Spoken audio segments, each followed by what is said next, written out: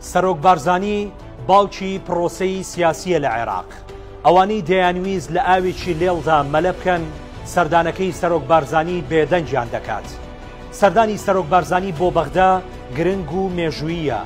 ئەمانە گوتەی سەرکردەی لایەنە سیاسیەکانی عێراقن لەبارەی سەرۆک بارزانی و سەردانەکەی بۆ بەغدا. دوای نزیکەی 6 ساڵ سەرۆک بارزانی بۆ یەکلایکردنەوەی چەند پرسێک بە جلە کوردیەکانیەوە سەردانی بەغدا دەکات.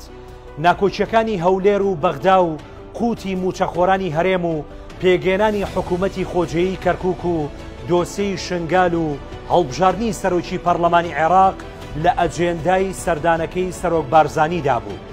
هەرچەندە هیچ کات لایەنە سوننە و شیعەکانی عێراق دانویان پێکەوە ناکوڵێ، بەڵام بە سەردانەکەی سەرۆک بارزانی هەمووان دەچنە سەرمێزی دۆستایەتی گەرموگوڕی دەکەوێتە پرۆسەی سیاسی و دیداری نێوان سەرکردەکان.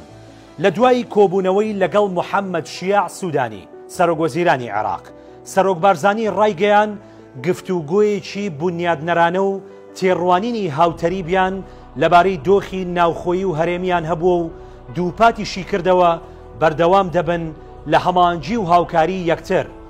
لای خۆشیەوە سوودانی دەڵێت شەرەفمەندم بەم سەردانەی برای بەڕێزم کاک مەسعود بارزانی. ئەم سەردانەی بۆ بەغدا گرنگە بە مەبەستی دیدار و گفتوگۆکان، چونکە سەرکردەیەکی نیشتیمان پەروەرە و ڕۆڵێکی کارا و کاریگەری هەیە لە پرۆسەی سیاسیدا. لە چوارچێوەی سەردانەکەیدا سەرۆک بارزانی بەجیان لەگەڵ سەرکردەی لایەنە سوننە و شیعەکانی عێراقدا کۆبوو و گفتوگۆیان لەبارەی بەردەوامی هەمانجی نێوان بەغدا و هەولێر کرد. هاوکات جەخت لە چارەی سەرجەم کێشەکان کرایەوە.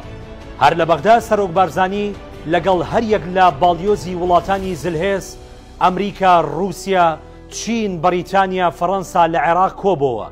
پشتیوانیان لە سەردانەکەی سەرۆک بارزانی کرد و بە سەردانێکی گرنگ و یەکلایکردنەوەی کێشەکان ناویان برد. جەختیان لە چارەی هەموو کێشەکانی هەولێر و بەغدا کردەوە. لە دووەم ڕۆژی سەردانەکەیدا بۆ بەغدا سەرۆک بارزانی پێشوازی لە شاندێکی هاوبەشی باڵیۆزانی هەژ وڵاتی عەرەبی لە عێراق کرد کە پێگاتبوون لە وڵاتانی کوێیت، قەتەر، میسر، بەحرین، عەمان، ئوردن، سعودیە و ئیمارات. لە درێژەی سەردانەکەشیدا لەگەڵ باڵیۆزانی ئێران و تورکیا لە عێراق کۆبەوە. لە دیدارەکانیشیدا بەهێزکردنی پەیوەندیەکانی هەرێمی کوردستان و وڵاتانی ناوچەکە لەسەر بنەمای لە بەرچاوگرتنی بەرژەوەندی هاوبەش جەختی لێکرایەوە. خشتە پڕاوپڕ لە دیدارەکان و گەرموگوڕی و بەدەمەوەهاتنی سەرکردە عێراقی و نوێنەری دیبلۆماسی وڵاتان بۆ کۆبوونەوە لەگەڵ سەرۆک بارزانی یەک تێگەیشتن و مانای هەیە.